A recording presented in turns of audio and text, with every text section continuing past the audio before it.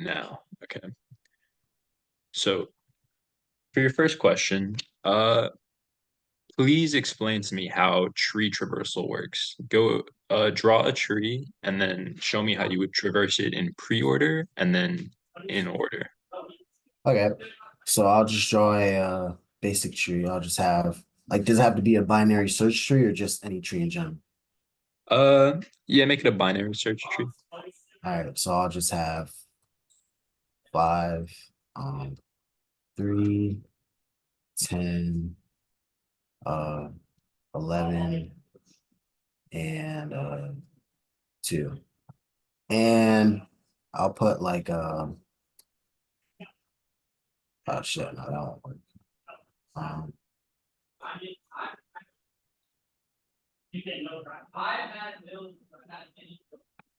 I'll put 2 over here. Oops. Hey. Okay. So how a traversal would work? Like, do you want me to like code the like show you the algorithm or just explain it? Just tell me like how it would like what order it would be in if you went pre-order on this tree. Okay, so with pre-order, it would be like we access the node and then we go left and then right. So starting with this, we're on the node, so we would just print 5 and then we would go left. We're on this node, print 3. Then we go left again on this node, print 2. We can't go right, so this returns. We can't go right here, this returns. We go right, we're on the node, 10 is printed. We can't go left. Um, get this node and print 11. So pretty sure that's how pre-order is that correct? Yep, it looks good. Okay. And then within order, is that the next one you asked or It is correct. okay. So within order, that is left node and then right. So we would start on the root node, then we would go left. We're on this node now, so we would go left again. And then on this node, we can't go left anymore. So we're just going to access the node. So I'll just put in here and we'll access the node. We can't go right. So we are going to return, get back to 3. We're going to print 3. And then we can't go right here. So we return to 5. Then we print 5. Then we go right. At 10, we can't go left. So we just print 10. And then we go right. And we can't go left here, so we print 11 and we can't go right, and that's the end of the tree. All right, perfect. All right, so given like an AV or just given a BST, a binary search tree, just draw one out with like say five items. 5 items. Okay, got Yeah. it. Start off with 10 over here. We'll put 13 over here, 11, and I'll put 15. 1, 2, 3, 4, and then I'll put 8 over here. All right. And now if you were going to delete 13, what would that look like? How would you reassign everything? So deleting 13, because this is a case where we have 2 children, we're gonna have to do something a little bit more kind of unorthodox. We're gonna have to find the in order successor. So we're just gonna go to the right child and find its leftmost child. So in this case, it's just gonna be 15. So what's gonna happen is we're just gonna replace the value here at 13 with 15. And then we will set off some sort of delete function recursive chain that starts off at the right child of this node. So then 15 will be deleted and we'll end up with 10 pointing to this node 15. This left is still here. And that's how it would look.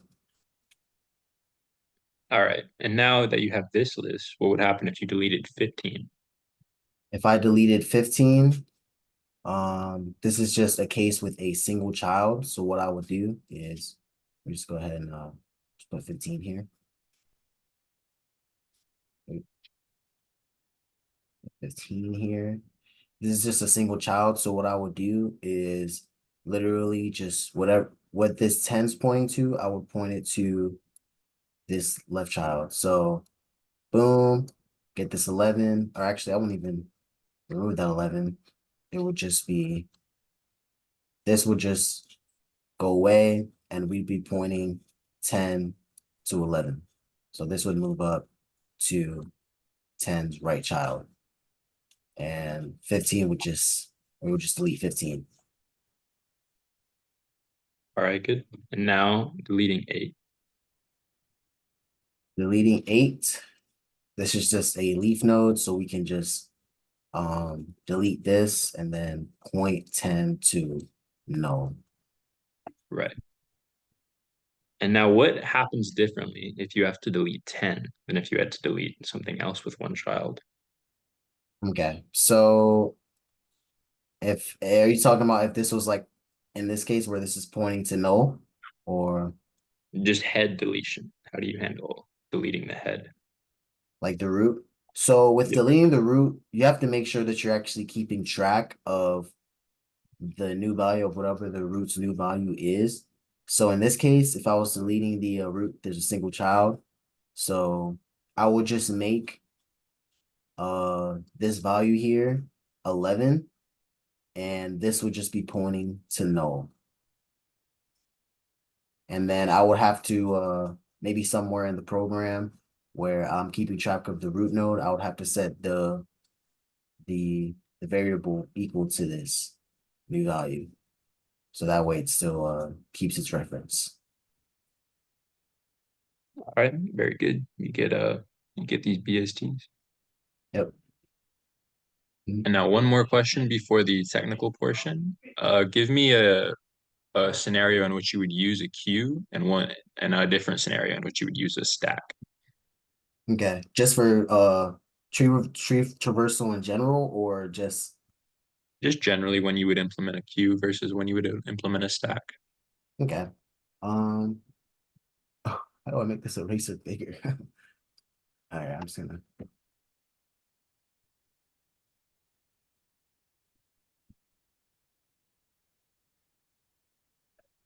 oh yeah, perfect. Okay. That's So I'll talk about whether I would use a queue or a stack in terms of like tree reversal. So I'll just draw the tree that I had before. Um, 6 and then 7. So I would use a queue if I was doing some sort of level order traversal, like where I'm trying to go here. I would use a queue in the terms of like when I access this node, I would push or I would in queue its left and right children to get them in level order. And then whenever I reach any of these nodes, I would also enqueue them onto the into the queue.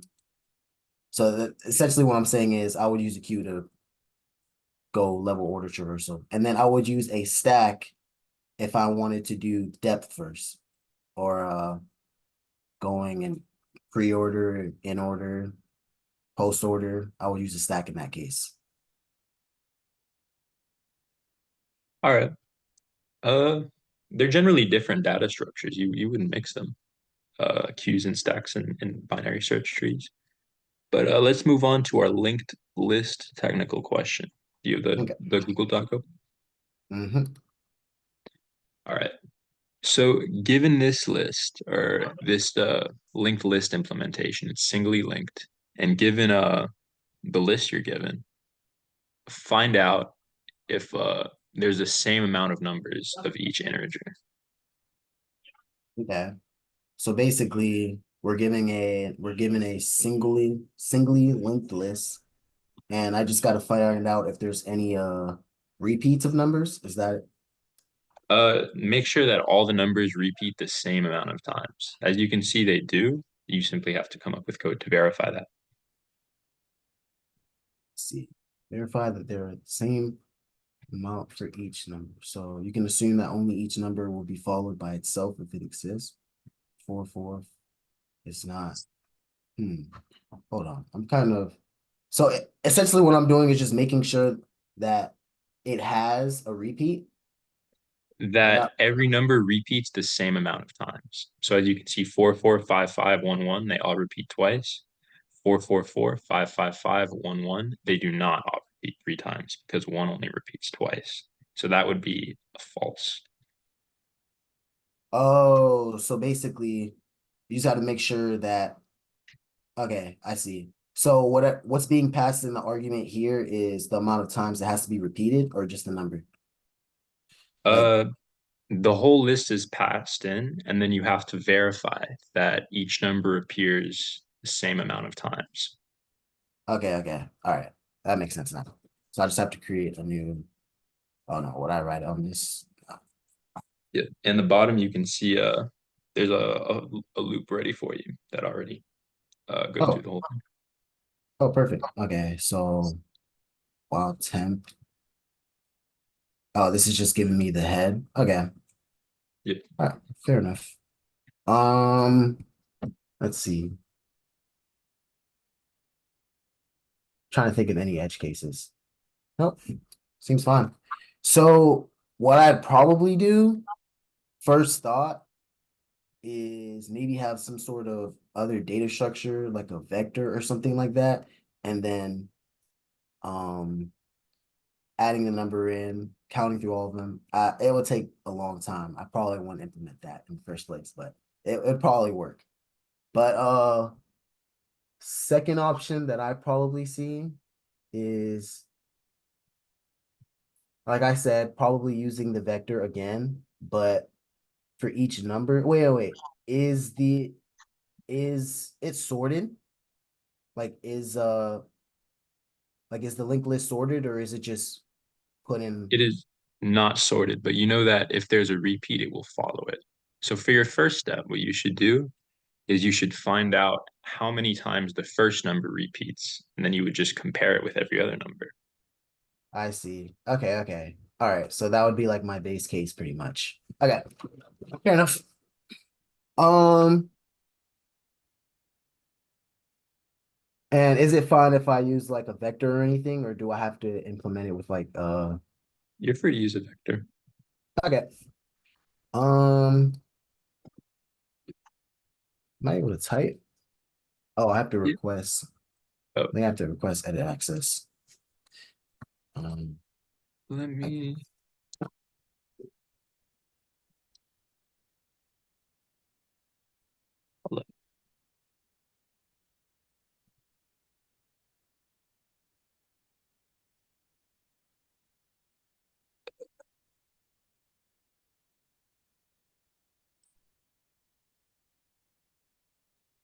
All right, you're given editor access. Okay. Let me just reload page. Okay, perfect. All right. So what I think I'll do is I'll create like a int count variable and I'll just initialize it to 0. Um, and then while in this loop, so we're gonna go through the entire list. Since you told me that I can count on the first number being like the base case, I will while temp is equal to null. I think I'll keep the first number as well.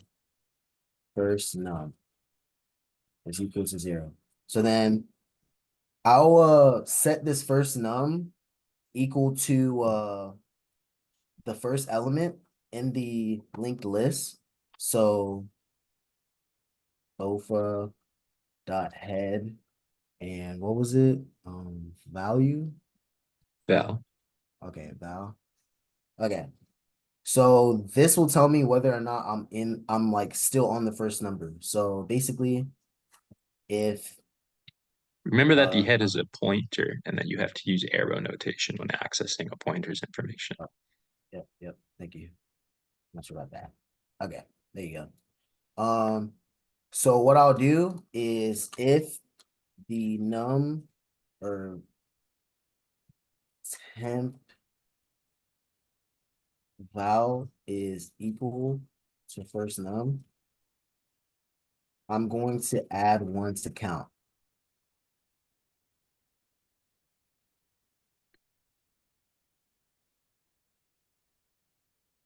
Yeah. Good. So fix the syntax. I'll add one to count. So this will tell me how many times the other numbers need to show up pretty much. So once we have that, let's say that one shows up 3 times. From there, I can probably track the other numbers. Let me think about how I would do this real quick. Take your time. And if I go on to 2.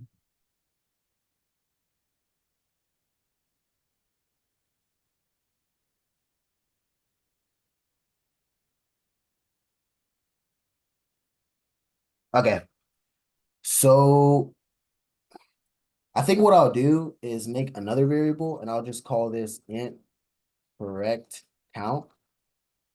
And whenever we are off the first number, I'm just gonna set correct count to the count that we've been incrementing. So if we were on 1, 1, 1, and then we all of a sudden ended up with 2, I'll just set up an if statement that catches that. So if temp val, or actually no, Use an else case, right? yeah, I was just thinking about that. Else, um, we're going to set the correct count equal to the count. And then I'm going to initialize count back down to 0 again because I'm going to reuse this variable to count the other numbers. So from there, oh wait, actually, I think I'll have to use a another if because I don't want this to keep changing. I just wanted this to happen once. Um, if temp val does not equal person, I want this to only happen once. So what I'll do is um I'll set up a bool. um and this will be changed now.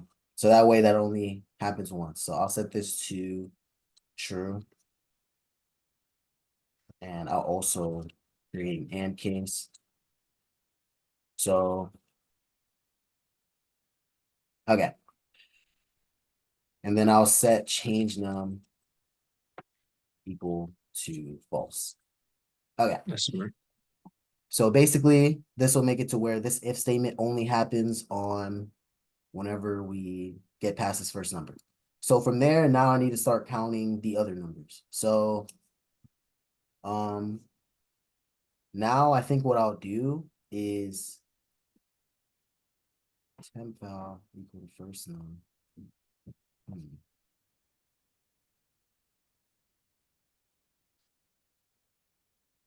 Hmm. Okay. I'll create another integer called current num, and I'll initialize this to 0 or 0. And whenever we are finished with counting this first one, we're gonna start counting with the current number. Like we're gonna keep track of the number we're on with this variable after the first one. So um this will be what we keep track of to increment the count variable. So if temp, oh yeah, um we're gonna set current num equal to temp val here. I missed an arrow here. Okay. So basically, after this first, after we get past these ones, we'll set the correct count to count. So this is the amount of times the number needs to show up. We're gonna set count back to 0. And then we're going to make sure that this if block can't run again, and then we're going to set the current num equal to the value we're on. So it should be 2 at this point. So if temp value uh equals current num, what I'm going to do is increment the count variable.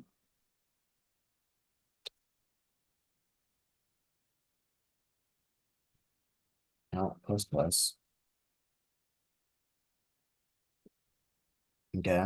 And else, if it doesn't, which means the number changes, what I'm going to do is um Make your use, comparisons. yep.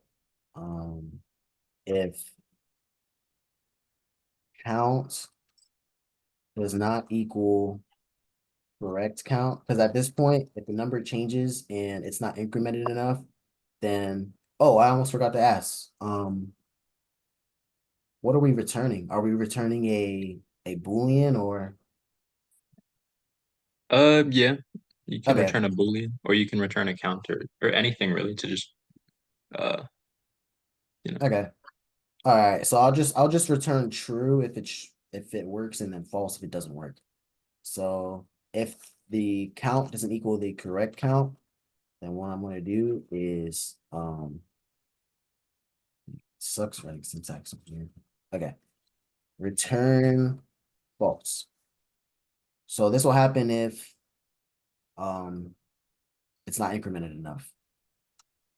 And if it is, in the case that it is incremented enough, I'm gonna set up this else block. Um,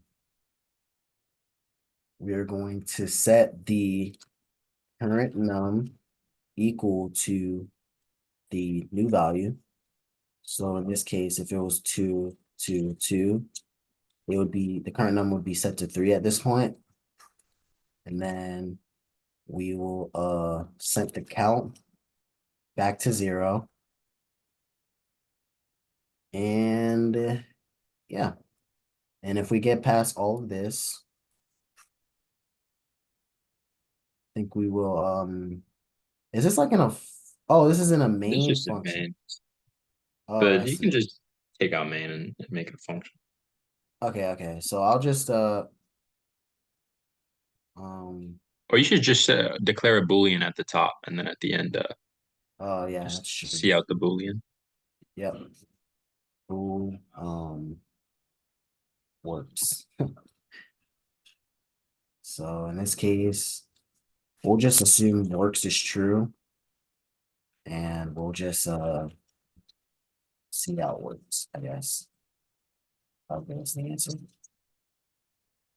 Um And, works is equal to false. Now, let me see if there's any problems with this solution. Anything that like really pops out at me. All looks right. good in its own. Yep, this is O(n) complexity. Um, correct count. The only problem I may have is if what if the list starts with 0, right? Mhm. That might be a weird edge case. In that case, it could start with anything. So instead, I'll just make this and not change no. Or remember, you So, don't have to declare any like actual value when you declare an int. You can just declare the space for it and then set it arbitrarily whenever. oh, so like it won't You can you can just have no equal sign and no zero and just int current num semicolon. And that will just like reserve the space for it, but without oh declaring it to anything. oh I see. Okay. So then I wouldn't have to do this then. Okay. Yep. So that way until we get past the first number, we're not gonna do this if block. Okay, perfect. I think this solution works. Is there anything I can do? Anything else I could do? It looks efficient. O of n is the most efficient you can get on it. You're not using any real like space complexity. It looks like a good solution. Perfect. Get All it. right. So follow-up question. Uh, when would you use a linked list over a stack or a queue or a binary search tree where they commonly implement it? A linked list, probably in hmm, where would I use it? Hmm. Probably in cases where,